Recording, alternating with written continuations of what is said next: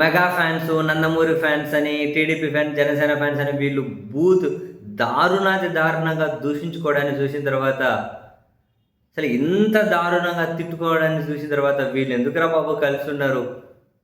ఇంత దారుణంగా తిట్టుకుంటూ ఇంకెవరోకో అధికారాన్ని ఇవ్వాలి అనో, ఇంకెవరో ఒకరిద్దరి పైన ఉన్న వాళ్ళ ప్రయోజనం నెరవేర్చడం కోసం వీళ్ళు ఇంత సిగ్గు లేకుండా తిట్టుకొని మళ్ళీ కలిసి ఏందిరా బాబు వీళ్ళ పరిస్థితి చాలా పాపం జాలేసింది అంత దారుణంగా దూషించుకోవడం చూసిన తర్వాత.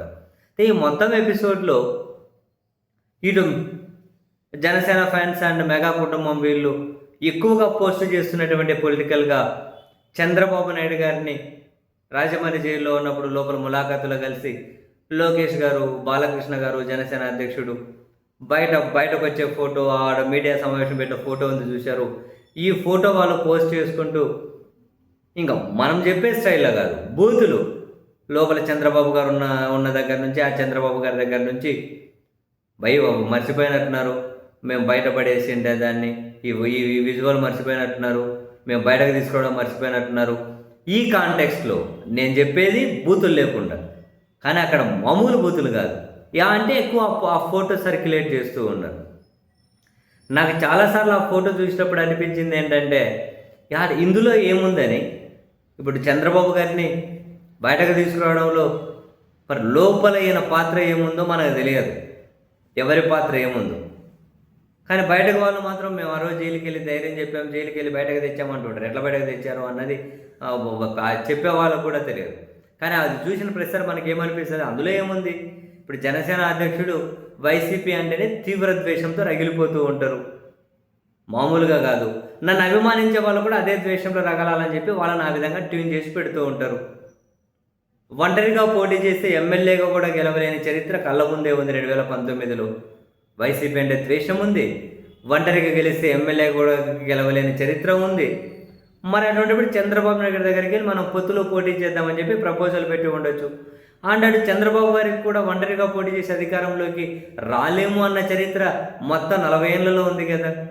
2019 ఫలితాలు వాళ్ళకు కళ్ళ ముందే ఉన్నాయి కదా. వీళ్ళ అవసరం వాళ్ళకుంది, వాళ్ళ అవసరం వీళ్ళకుంది. మరి ఒకరు మరొకరికి ఇంకేదో అద్భుతాలు మ్యాజిక్లో చేసినటువంటి ఎలివేషన్స్ ఎందుకు అని నాకు చాలాసార్లు అనిపిస్తుంది.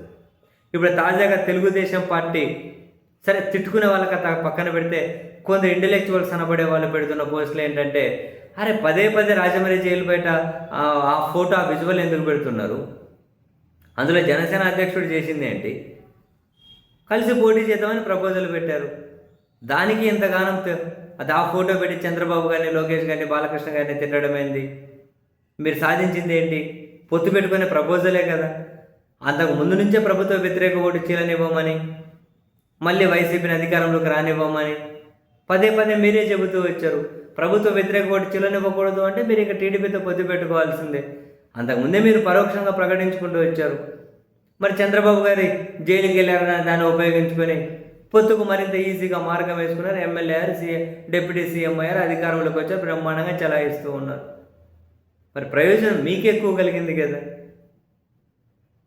టీడీపీ అయితే కనీసం ఒంటరిగా పోటీ చేస్తే ఆ కీలక నేతన గెలిచేవాళ్ళేమో, అధ్యక్షుడన్నా గెలుస్తారు కదా. మీకు అది లేదు కదా. మరి ఇక్కడ మీరు ఏదో చేసినట్లు ఇంత ఎలివేషన్స్ ఎందుకు అన్నది వాళ్ళు లేవనెత్తుతున్నటువంటి పాయింట్. బహుశా వాళ్ళు లేవనెత్తున్న పాయింట్లో లాజిక్ ఉంది కదా. ఇచ్చిపుచ్చుకోవడమే ఉంది ఇక్కడ. ఒకరికొకరు పొత్తు, ఇంకోరికి ఏదో విపరీతంగా సాయాలు చేయడాలు అయితే ఏమి ఉండవు కదా. మొత్తం మీద ఇద్దరిని జగన్ అనే భయం కలుపుతుంది కదా. ఒంటరిగా పోటీ చేస్తే ఎమ్మెల్యే కాలేని భయం ఒకరిది, ఒంటరిగా పోటీ చేస్తే అధికారంలోకి రాలేని భయం మరొకరిది. ఏం చేస్తారు?